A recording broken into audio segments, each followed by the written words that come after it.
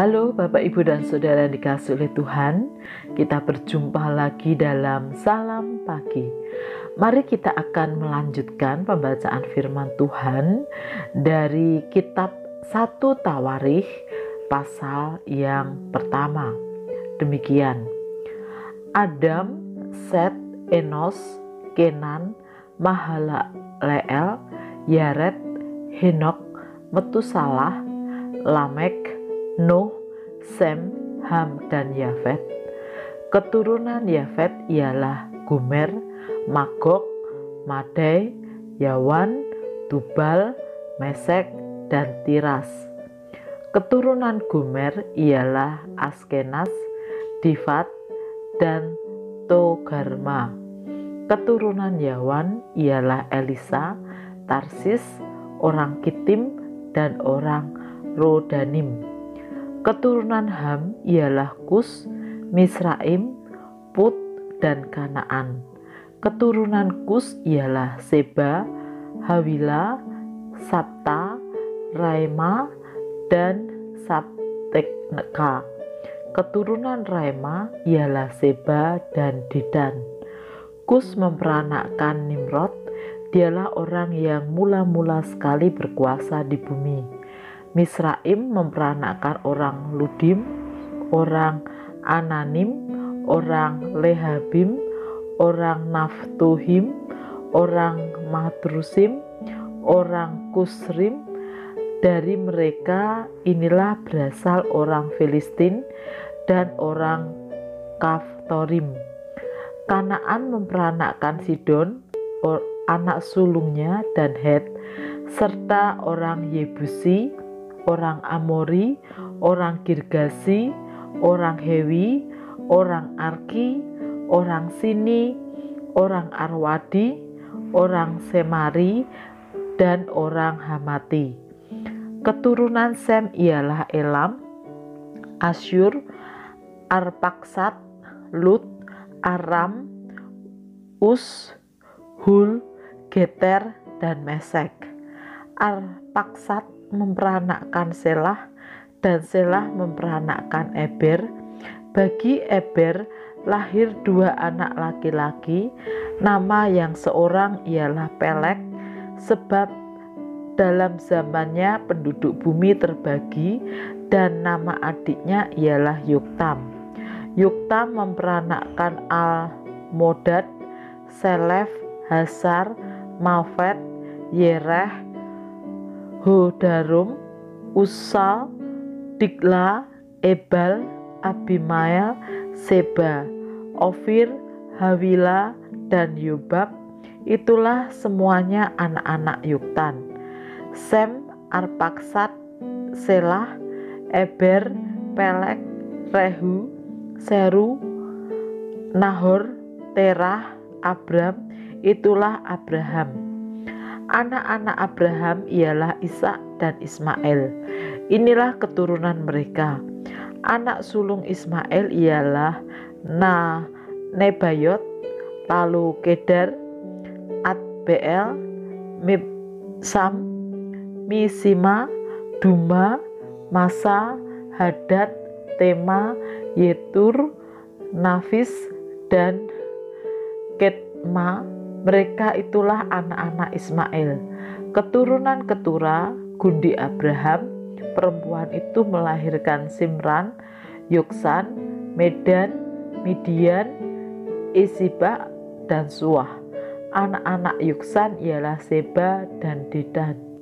Anak-anak Midian ialah Eva, Efer, Hanok, Abida, dan Elda.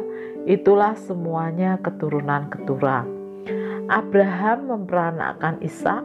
Anak-anak Ishak ialah Esau dan Israel. Anak-anak Esau ialah Elifas, Rehuel, Yeus, Yaelam, dan Korah. Anak-anak Elifas ialah Teman, Omar, Sefi, Gaitam, Kenas, Timna, dan Amalek. Anak-anak Rehuel ialah Nahat, Serah, Seama, dan Misa. Anak-anak Seir ialah Lotan, Syobal, Sibeon, Ana, Diseon, Eser, dan Disyan. Anak-anak Lotan ialah Hori dan Humar. Adik perempuan Lotan ialah Timna. Anak-anak Syobal ialah Alian, Mahnahat, Ebal, Sevi, dan Onam. Anak-anak Sibeon ialah Aya dan Ana. Keturunan Ana ialah Disyon. Anak-anak Disyon ialah Hamran, Esiban, Yibran, dan Keran. Anak-anak Eser ialah Bilham, Saawan, dan Yaakan. Anak-anak Disyan ialah Us dan Amram. Inilah raja-raja yang memerintah di tanah Edom sebelum seorang raja dari orang Israel memerintah. Bela bin Bur, dan kotanya bernama Dinhaba. Setelah Bela mati, Yobab bin Serah dari Busra menjadi raja menggantikan dia. Setelah Yobab mati, Hasyam dari negeri orang Teman menjadi raja menggantikan dia. Setelah Husyam mati, Hadad bin Bedad menjadi raja menggantikan dia.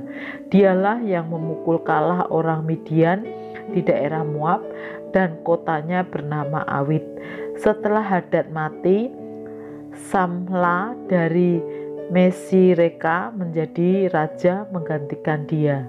Setelah Samla mati, Saul dari Rehobot Sungai menjadi raja menggantikan dia.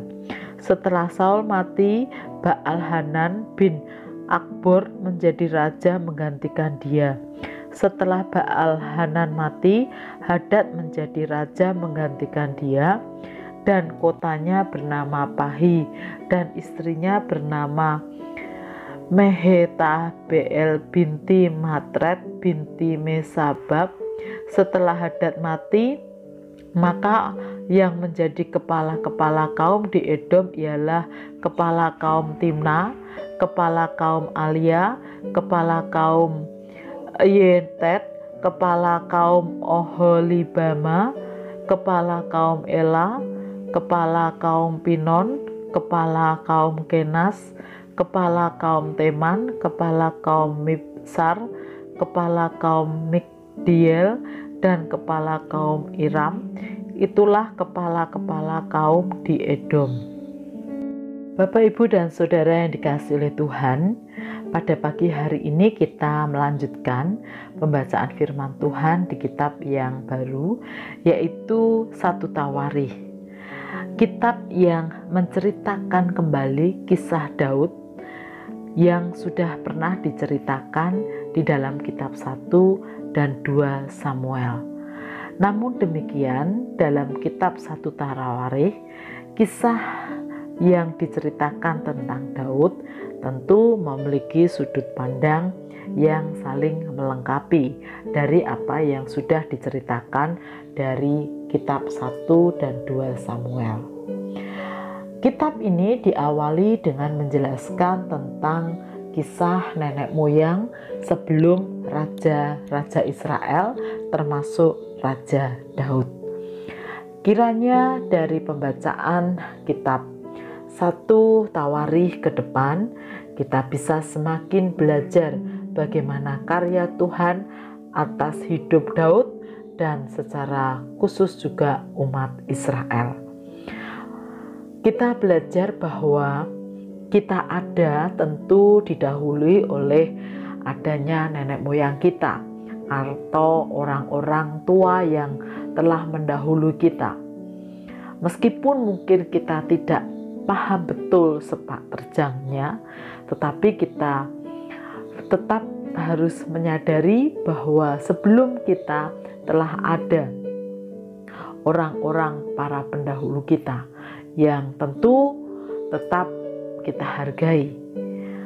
Bapak, Ibu, dan Saudara yang dikasihi oleh Tuhan, seperti yang dikatakan Presiden Soekarno, jas merah, jangan lupakan sejarah. Biarlah kita juga dalam hidup mengambil nilai-nilai positif dari sejarah kehidupan keluarga kita, supaya dalam menjalani hari-hari kita boleh semakin bijaksana. Mari kita berdoa. Tuhan, terima kasih untuk sejarah kehidupan dari keluarga kami masing-masing, dan biarlah kami boleh belajar darinya agar kami boleh bersikap dengan lebih bijak dalam menjalani hari ini dan hari-hari ke depan. Terima kasih untuk orang tua, kakek nenek, dan orang-orang yang menjadi pendahulu kami. Di dalam nama Tuhan Yesus kami berdoa. Amin.